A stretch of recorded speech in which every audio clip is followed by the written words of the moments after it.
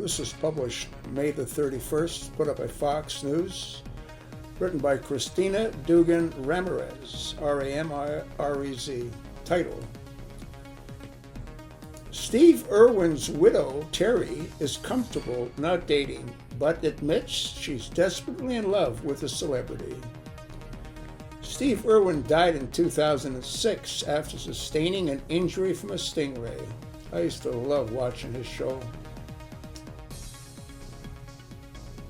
Though it's been nearly 18 years since Steve Irwin's death, his widow, Terri Irwin, has no interest in dating.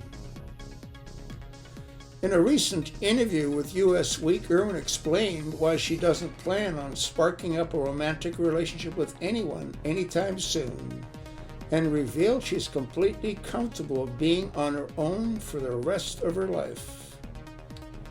"I totally got my happy ever after," she said of her marriage to the crocodile hunter who died in 2006 after an encounter with a stingray.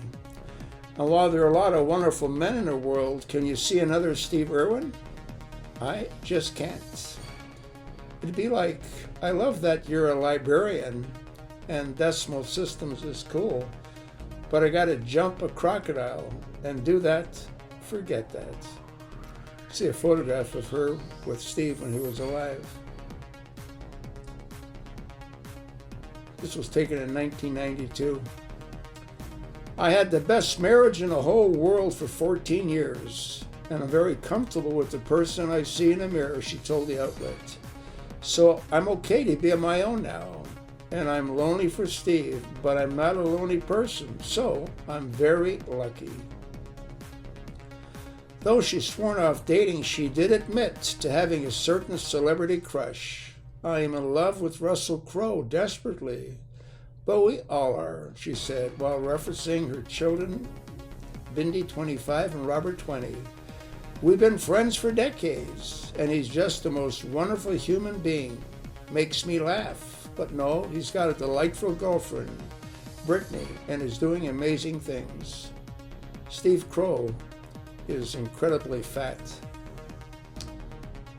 I mean, he just doesn't look like Steve Crowe.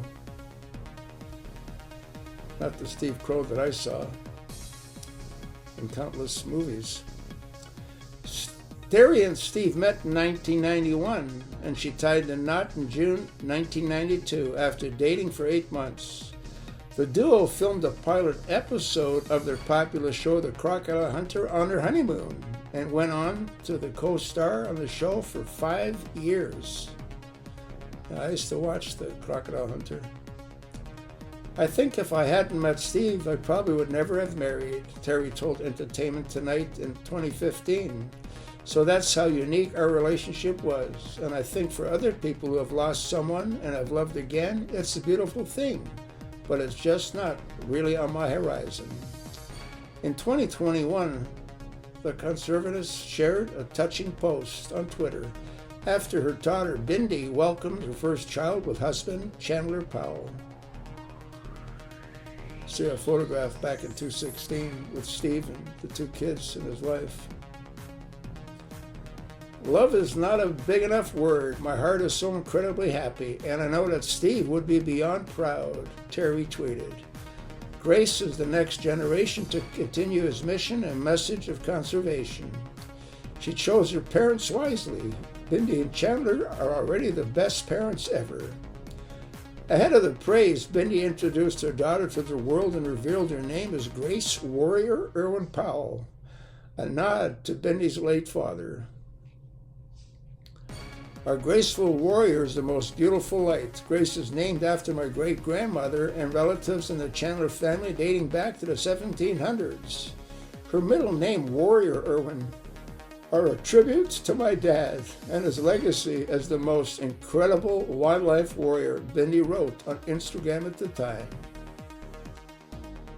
Started to choke me up. You know, good people die young. Rotten people like Obama and Trump hang on for a whole long time.